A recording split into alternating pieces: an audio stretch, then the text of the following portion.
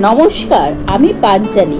আমার গল্পগাথা চ্যানেলে আবার আপনাদের স্বাগত। কয়েকদিন একটু বিশেষ কারণে আমি আপনাদের কাছে গল্প নিয়ে আসতে পারিনি, ক্ষমা করবেন। নিন, আজকে আশা করি আপনারা সুস্থই আছেন, ভালোই আছেন। আজকে আপনাদের কাছে আমার গল্প বিন্দি পিসির গোয়েন্দাগিরি, সৌরেন্দ্রমোহন মুখোপাধ্যায়। নিন তাহলে শুরু করা যাক। বিন্দি পিসির কেমন গোয়েন্দাগিরি করলেন। বিকেলবেলা দল বেঁধে সবাই বেরিয়েছিল। ফিরতে প্রায় সন্ধে হয়ে গেল। চওড়া দরদালানের পেট্রোম্যাক্স জেলে দেওয়া হয়েছে। তার আলোয় বসে শৌখিন খাতায় পদ্মফুল তুলছেন বিন্দি পিসি। এটা তার শখ, জীবনের একমাত্র শখই বলা চলে। 1 বছর 2 বছর করে একখানা কাঁথা তিনি সেলাই করেন, তারপর সেখানা দিয়ে দেন কোনো নিজের এক আপনজনকে। যে পায় সে ভাগ্য বলে মানে। কাঁথা তো কাঁথা, কাশ্মীরি শালকেও হার মেনে যায়। আপনার জনের ভেতর এই ভাইপো বাইজি কটে। ওর 3টি ভাই, ছেলেবেলা থেকেই তাদের শহরে বাস করে। বিন্দি পিসিও ছেলেবেলা শহরেই কেটেছে, লেখাপড়া সেখানেই শিখেছিলেন। তারপর বয়স একটু বাড়তেই কি যে হলো তার, শহর ছেড়ে পাড়াগায় এই পৈতৃক ভিটে আস্তানা গাড়লেন এসে। বেথা করেননি বিন্দি পিসি। গায়ের লোকে সুখে দুঃখে সঙ্গে নিজেকে মিশিয়ে দিয়ে খুব সহজভাবেই তার জীবনটা কাটিয়ে দিতে চেয়েছেন। অবশ্য বয়স তার 50 এখনো পেরোয়নি। জীবনে হয়তো অনেকটা পথ এখনো বাকি। স্বাস্থ্য তার অটুট, সহসা মরার কোনো সম্ভাবনা নেই। এই বাড়িতে বিন্দি পিসি সঙ্গে বাস করেন 2টি চাকর আর 2টি ঝি। একটা ঝিকে ঠিকে ঝি বলা তো ঠিক হবে না, ভদ্র ঘরের মেয়ে। দুবেলা রান্না করা ছাড়া আর একটি মাত্র কাজ তাকে করতে হয়, সেটি হচ্ছে রোজ সন্ধ্যাবেলায় সারা গায়ে নতুন খবরগুলো বিন্দি পিসিকে সবিস্তারে শোনানো। খবর শোনাবার জন্য অসীম আগ্রহ বিন্দি পিসির। খাবার সময় তরকারি 1 ভাগ কম হলে তিনি ক্ষুণ্ণ হন না। কিন্তু কোনোদিন সুহাস যদি এসে বলে, আজ তো আর তেমন কিছু শুনতে পেলুম না পিসিমা, তাহলে তার মন মেজাজ সব বিগড়ে যায়। খেতে শুতে কিছুতেই আর স্বস্তি পান না। কাঁথা সেলাই যেমন তার একমাত্র শখ, খবর শোনাও তার তেমনি একমাত্র কাজ।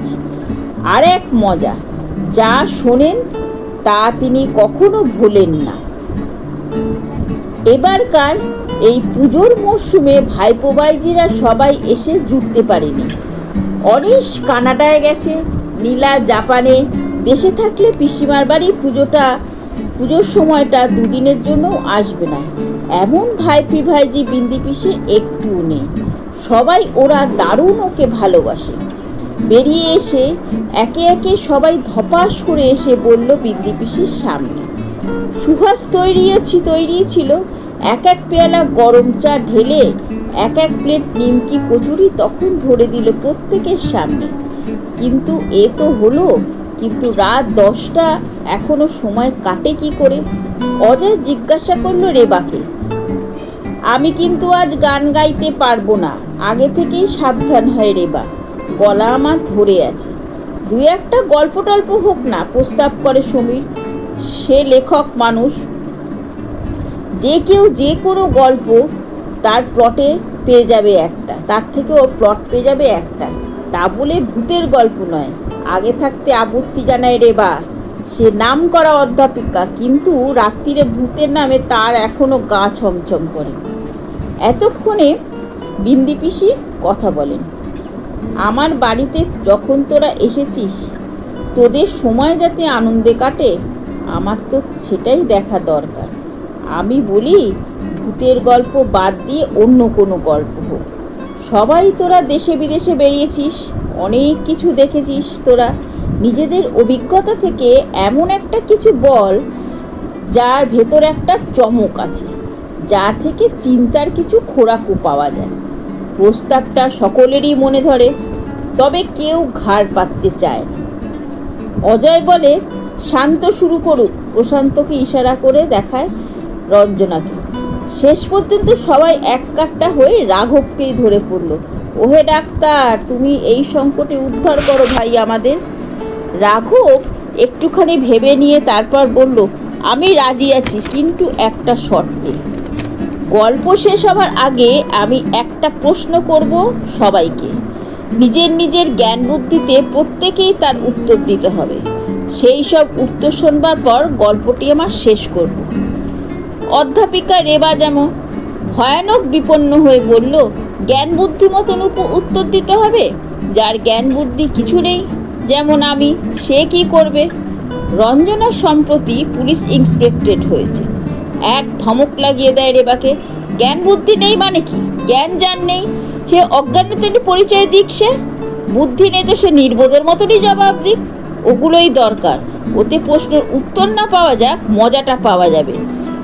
রাঘবদা, তুমি শুরু করো। এবার রাঘব শুরু করলো।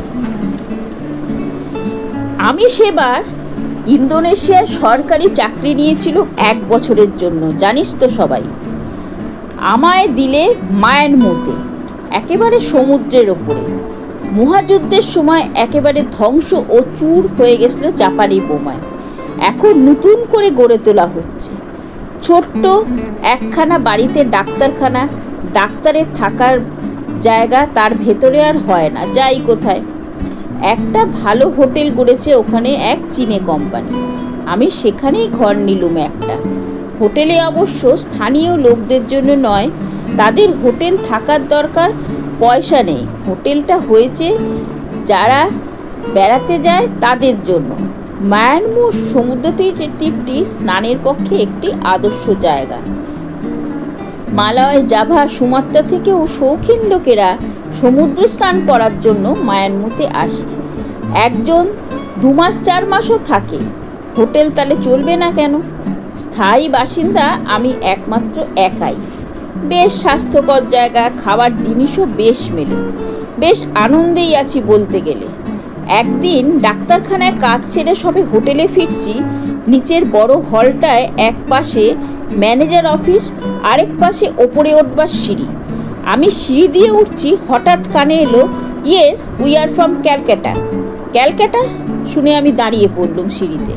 স্থানার্থীরা যারা এখানে আসে তাদের কাছাকাছি দেশগুলো থেকেই আসে। কলকাতা থেকে কেউ এসেছে এই কমাসে আর দেখিনি। এমনকি স্নানের জন্যও না, নিছক বেড়ানোর জন্যও তো নয়। কলকাতার লোক তো নয়।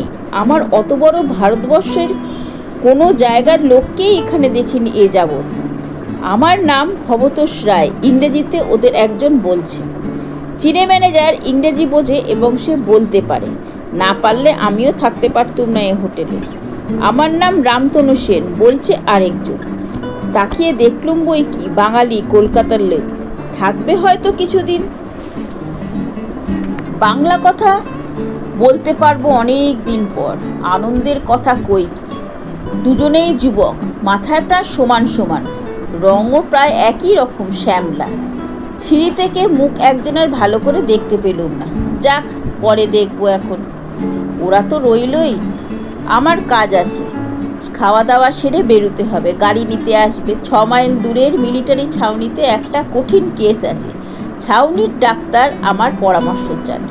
ছাউনি থেকে ফিরে এসে ডাক্তারখানায় বসতে হলো। হোটেলে এলুম রাত্রে। নবাগত বাঙালিদের সঙ্গে আর দেখা হলো না, তবে ম্যানেজারের মুখ থেকে ওদের কিছু খবর পেলুম বটে। ভবতোষ রায় পয়সা দেনেওয়ালা, রামতনু সেন তার সঙ্গী বা কর্মচারী বা বেতনভোগ বন্ধু, ওই রকম একটা কিছু। পাশাপাশি 2টি ঘড়ি ওরা নিয়েছে বটে, কিন্তু একটা এ ক্লাস ঘর আর অন্যটা সি ক্লাস। আমারও মনে হলো সিঁড়ি থেকে দেখবার সময় ওদের পোশাকেরও মূল্যগত তফাৎ আমার চোখে পড়েছিল। রাত্রেও আলাপ হলো না। কাল হবে হয়তো। সকালে আমার আর সময় হয় না। কোনো রকম প্রাতরাশ সেরেই ডাক্তারখানা ছুটতে হয়। ছুটি হয় সেই লাঞ্চের মুখোমুখি 12টা নাগাদ। কিন্তু সময় করে নিলুম সেদিন। বেলা 10টায় কাজের ভিড় একটু কম দেখে উঠে পড়লুম চট করে। 1 ঘন্টা পরে ঘুরে আসছি বলে হোটেলের দিকে পা বাড়ালুম। দেখি লোক দুটির সঙ্গে আলাপ করতে পারি কিনা। মনটা টানছে যেন ওদের দিকে। হোটেলে ঢুকতে যাব এমন সময় চোখে পড়ল সমুদ্রের দিকে। অনেক লোকের ভিড়। কি হচ্ছে ওখানে? পায়ে পায়ে সেদিকে এগুলুম। ভিড়ের লোক আমায় দেখে ব্যস্ত হয়ে পথ ছেড়ে দিল। দেশি ভাষায় বলা বলি করলো, ডাক্তার এসে গেছে, ডাক্তার এসে গেছে, ডাক্তারকে দেখতে দাও। আমি দেখতে পেয়েছি জলের ধারেই বালির ওপর দুখানা দেহ পড়ে আছে। জলের ডোবার ব্যাপারে বোধ হয়। ছুটে কাছে এরম কি সর্বনাশ! এ বাঙালি দুজনেই সাঁতারের পোশাক পরা, শটান পরে বসে আছে, আরেকজন উঠবার চেষ্টা করছে। যে শটান হয়ে পড়ে আছে তাকে পরীক্ষা করে দেখলাম নাড়ি নেই, বুকে ধুকপুকুরিও নেই। শ্বাস প্রশ্বাস যদি ফিরিয়ে আনা যায় সেই চেষ্টা করলে তবেই সে বাঁচবে। তবে তার আশা। আমি চেষ্টা করতে শুরু করলুম। অন্য লোকটি উঠে বসে একবার আমার দিকে চায়, একবার অজ্ঞান দেহটার দিকে চায়। আমি একজন লোককে ডেকে বললুম, ভদ্রলোককে ধরাধরি করে ডাক্তারখানা নিয়ে যাও। ছোট ডাক্তারকে আমার নাম করে বলো যাতে একে বলকারক ইঞ্জেকশন দেওয়া হয়, আর গরম দুধ, কম্বল চাপা দিয়ে শুয়ে রাখতে বলো। আমার কাপড়, বলে ভদ্রলোক। যে কাপড়খানা ছেড়ে ওরা সমুদ্র নেমেছিল সেটা অনেকটা দূরে। কাপড় নিয়ে আসছে লোকেরা। আমি সাধ্য মতন চেষ্টা করছি নির্জীব মানুষটার জীবন ফিরিয়ে আনার জন্য। আর তার সঙ্গী বিবর্ণ মুখে একবার তাকাচ্ছে আমার দিকে, আরেকবার ওর দিকে।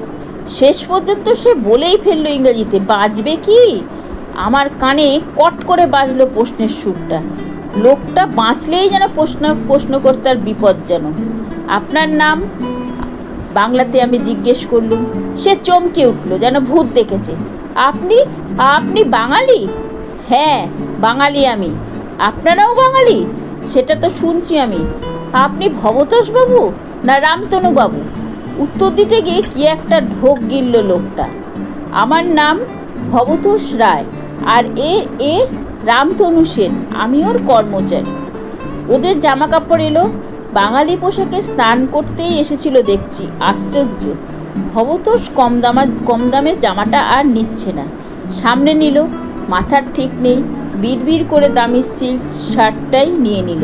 তারপর অন্য সব কাপড় বগল দাবা করে ডাক্তারখানায়। আর আমাকে যেতে হবে না বোধ হয়, আমি ভালোই বোধ করছি। ওর রামতনুর কি হয় সেটা না দেখে আর দেখবার কিছু নেই বলে আমি নিঃশ্বাস ফেলে উঠে দাঁড়ালাম। শত চেষ্টাতেও ওর শ্বাস প্রশ্বাস ফেরানো গেল না। বলেন কি? কোকিয়ে উঠল ভবতোষবাবু। আর আমার খামোকাই যেন মনে হলো রামতনু মরে যাওয়াতে দুঃখ তো হয়নি ওর, বরং যেন একটু হাঁফ ছেড়ে বেঁচেছে। ব্যাপারটা শুনলুম খানিকটা ভবতোষের মুখে, খানিকটা একটা জেলের মুখে। জেলের ডিঙিটা নিয়ে মাছ ধরছিল ওই দিকটায়। সেই জেলেই শেষ পর্যন্ত ওদের ডিঙিতে তুলে নেয়।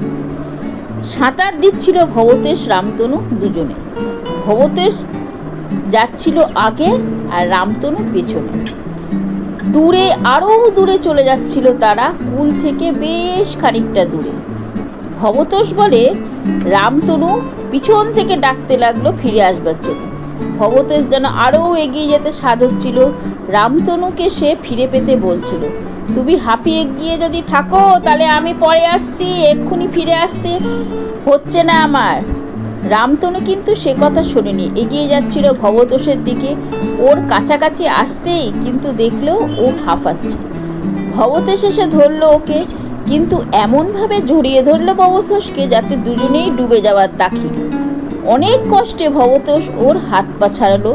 তারপর ওকে দিয়ে সাঁতার দিতে বলল কুলের দিকে, কিন্তু তখন সব শেষ হয়ে গেছে। বোধহয় হাত পা আর নড়ছিল না। জেলের ডিঙিটা নিয়ে এসে ওদের তুলে নিল এই সময়। রামতনু তখন নিশ্চল নিষ্প্রাণ। জেলের লোকটাও মোটামুটি ওই রকমই বলেছিল, তবে গোপনে সে আমার একসময় বললে, ডাক্তার সাহেব, জলের ভেতরে দুজনকে জড়াজড়ি করতে আমিও দেখেছিলুম। দূর থেকে দেখা, ঠিক বুঝতে পারিনি হয়তো, কিন্তু আমার মনে হয়েছিল রামতনুকে চেপে ধরেছিল জলের মধ্যে। রামতনু ভবতোষকে জড়িয়ে ধরেনি। তার কথা আমি উড়িয়েই দিল। সে তো দূরে ছিল। জলের ভেতরে কে কাকে জড়িয়ে ধরেছে, কে কাকে চেপে ধরেছে তার ঠিক দেখতে পাওয়ার সম্ভাবনা কথায় তার ভুল হচ্ছে নিশ্চয়ই। তারপর আর কি, পুলিশ এলো, দেখে শুনে রিপোর্ট দিল দুর্ঘটনা বলে। সমুদ্রে স্নান করতে এসে এরকম কতই ডোবে। ভবতোষের জবানবন্দি ছিল এই রকম।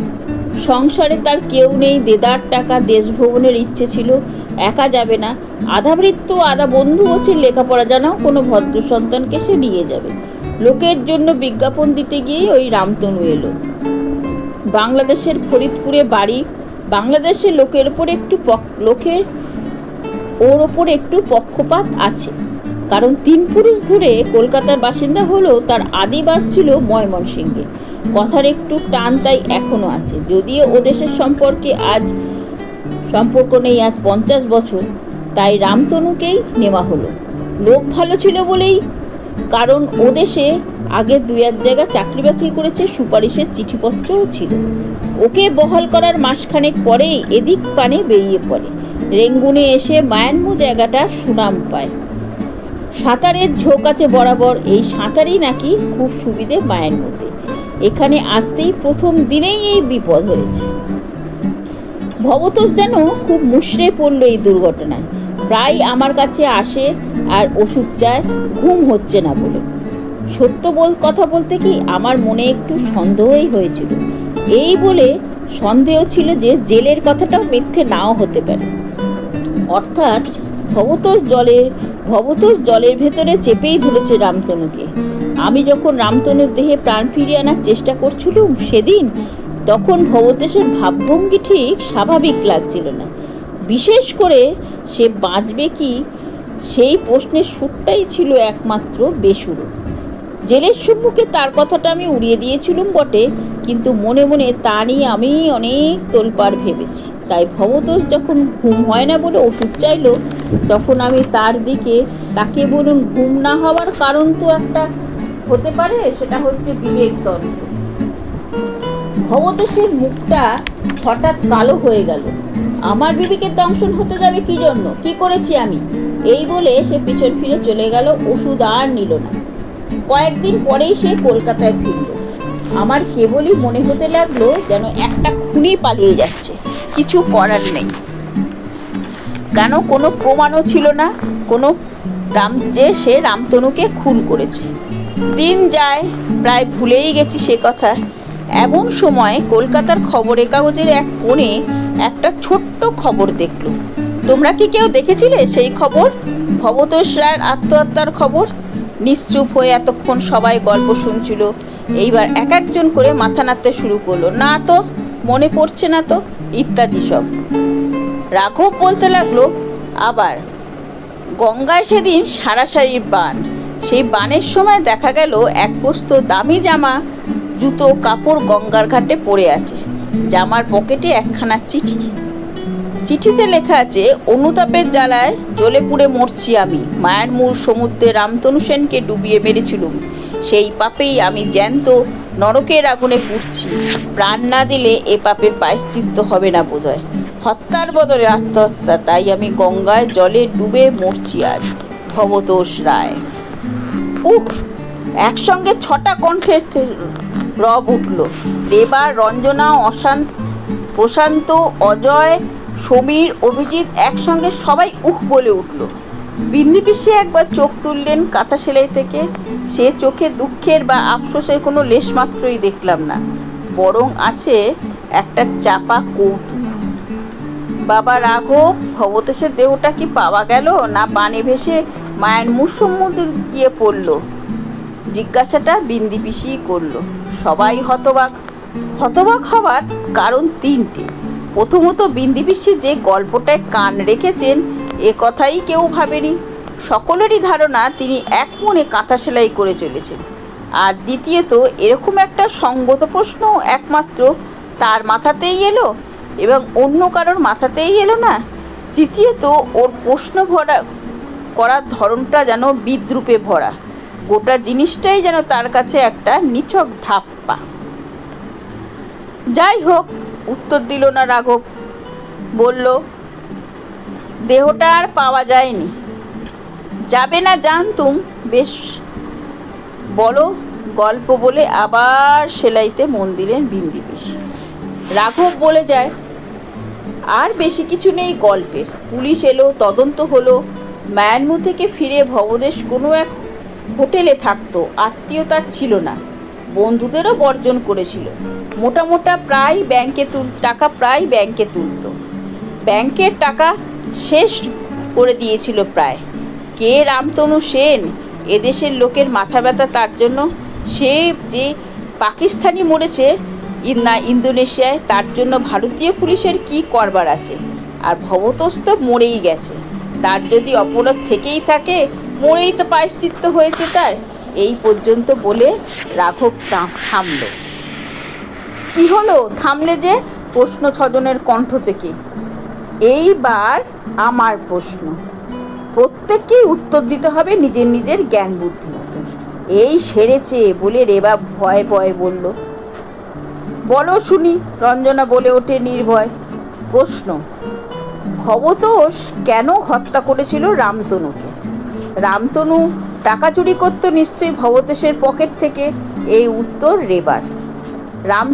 রামতনু ছিল বাংলাদেশের স্পাই আর ভবতোষ দেশপ্রেমিক ভারতীয়, কাজে স্পাইয়ের প্রাণদণ্ড হতেই পারে। এই উত্তর দিল রঞ্জনা। অজয়, প্রশান্ত, অভিজিৎ, সমীর প্রত্যেকেই একটা মত প্রকাশ করলো, কিন্তু প্রত্যেকের চাইতে উদ্ভট উত্তর। অবশেষে রাঘব বিন্দি পিসিকে বলল, এবার তুমিই বলো পিসিমা। বিন্দি পিসি চোখ তুলে চাইলেন, সে যেন হাসছে। কি বলবো বাবা, তোমার প্রশ্নই যে ভুল। ভবতোষ কেন রামতনুকে হত্যা করবে? আগা গোড়া ভুল। খুন তো করেছিল রামতনু ভবতোষকে। ভবতোষ তো রামতনুকে মারেনি। সবাই বসেছিল, এক লাফে দাঁড়ালো সবাই, শুধু রাঘব বাদে। কি অদ্ভুত সব আজগুবি, পাগল ইত্যাদি মন্তব্য। তাদের থামালো রাঘব। পিসিমাই ঠিক বলেছে, রামতনু মরেনি, মায়ের মুতে মরেছিল ভবতোষ। আর গঙ্গার বানে কেউ ঝাঁপ দেয়নি। পোশাকটা গঙ্গার ঘাটে ফেলে অল্প একটু সাঁতরে গিয়ে আগে থেকে বন্দোবস্ত করা নৌকায় চড়ে বসেছিল ভবতোষ রূপী রামতনু। সেই রামতনু এখন বাংলাদেশে ফরিদপুর শহরে বহল তবিয়তে বড় মানুষই করছে। আমি দেখে এসেছি তাকে। কি করে দেখলে? ছজনের প্রশ্নর সঙ্গে। রবিবার ঢাকা যেতে হয়েছিল সরকারি কাজে। রামতনুর বাড়ি ফরিদপুরে। এটা মনে ছিল কি করতে যাচ্ছি সে সম্বন্ধে কোনো স্পষ্ট ধারণা না নিয়েই চলে গেলুম ঢাকা থেকে ফরিদপুর। সেখানে আমার সহপাঠী আজিম সিভিল সার্জন। আমার গল্পটা শুনে সে বলল, রামতনু নয়, তবে ইয়াকুব সে কলকাতা গিয়েছিল লেংটি পরে, ফিরে এসেছে লক্ষপতি হয়ে বছর 3 মধ্যে। তাকে তুমি দেখতে পারো। আজিমই দেখবার সুযোগ করে দিল। ইয়াকুবকে নেমন্তন্ন করলো চায়। আমি আড়াল থেকে দেখলুম। যাকে ভবতোষ বলে জানতুম মায়ের মুতে, সেই বটে। আজিমই পরামর্শ দিল, এ নিয়ে আর হইচই করে লাভ হবে না কিছু। রামতনু যে ভবতোষকে খুন করেছে কিংবা ইয়াকুবই যে রামতনু, এটা কোনোটাই প্রমাণ করা সোজা হবে না, কারণ দেশ আলাদা, পুলিশ আলাদা। কাজেই আমি আবার ফিরে এলুম কলকাতায়। তখন সবাই ধরে পড়লো বিন্দি পিসিকে। তুমি বুড়ো মানুষ, জন্ম কাটলো এই অজপাড়াগায়, এত সহজেই এই কঠিন সমস্যার সমাধান তুমি কি করে করলে? মুচকি হেসে জবাব দেয় বিন্দি পিসি, এ তো সাধারণ কথা। ভবতোষ মনিব বড়লোক, রামতনুর চাকর গরিব। রামতনুকে মেরে ভবতোষের লাভ কিছু নেই, কিন্তু ভবতোষকে মেরে রামতনুর লাভ হলেও হতে পারে, যদি ভবতোষ বলে চালিয়ে দিতে পারে নিজেকে। পিসিমা একটু থেমে আবার বলতে শুরু করলেন, মানুষের চরিত্র সব জায়গাতেই এক। আমার এই রাধিকাপুরের গ্রামেতে প্রত্যেকটা মানুষ কখন কি করছে খবর রাখি আমি। হাতে তো কাঁথা সেলাই ছাড়া অন্য কাজ নেই, তাই ওই খবরাখবর নিয়েই থাকি। সুহাস সারা বিকেলটা বাড়ি বাড়ি ঘুরে আমায় খবর এনে দেওয়ার জন্য, আর ওইটি বড় কাজ ওর। কাজেই লোক চরিত্র সম্বন্ধে আমি কিছুটা জানি। সবাই কান খড়া করে শুনছে পিসিমার কথা। এখন এই রাধিকাপুরেই গ্রামেই বছর 5 আগে ঘটনা ঘটেছিল একটা। হরিলাল ঘোষ হঠাৎ মরে গেল। কথা উঠলো বিষ খাওয়ানো হয়েছে। পুলিশ এলো, মরা কাটলো, বিষ সত্যি পাওয়া গেল না। এখন কে বিষ দিলে? সত্যুর তো দুনিয়ায় কেউ ছিল না। তবে প্রশ্ন করে রঞ্জনা, পুলিশ ইন্সপেক্টর। সারা গ্রাম ওলটপালট, শেষকালে বেরোলো খবর। সারা গ্রাম ওলটপালট, শেষকালে বেরোলো খবর। দুয়ারি মণ্ডল নতুন গাইয়ের দুধ পাঠিয়েছিল মুনিবের পায়েস খাবার জন্য। একটুখানি দুধ, একজনের বেশি দুজনের তাতে পায়েস খাওয়া চলে না, তাই একা হরিঘোষই মরল, আর কেউ মরেনি। কিন্তু কেন? দুয়ারির স্বার্থ কি? হরিঘোষের বিস্তর জমি বর্গা চাষ করত দোয়ারি। ছেলেটা নাবালক, বউটা বোকা। হরি মরলে জমির ধানগুলো 15 আনায় নিজের ঘরে তুলতে পারবে, এই আর কি। চাই কি জমিদারের ঘরে ঘুষ ঘাস দিয়েও মালিকানা সত্ত্ব পেয়ে যেতে পারে। একটু থেমে আবার বললেন, এই যে লোভ, এ লোভ রামতনুর থাকা সম্ভব ছিল, ভবতোষের নয়। কাজেই ইন্সপেক্টর রঞ্জনা গড় হয়ে প্রণাম করলেন পিসিমাকে। এখানেই আমার শেষ হলো আজকের গল্প। আশা করি আপনাদের ভালো লাগবে। ভালো লাগলে চ্যানেলটিকে আপনারা সাবস্ক্রাইব করুন, আবার যাতে নতুন নতুন গল্প আমি আপনাদের কাছে নিয়ে আসতে পারি। নমস্কার। আর ভুল হলে একটু ক্ষমা করে দেবেন, প্রথম বলছি তো। ঠিক আছে, নমস্কার।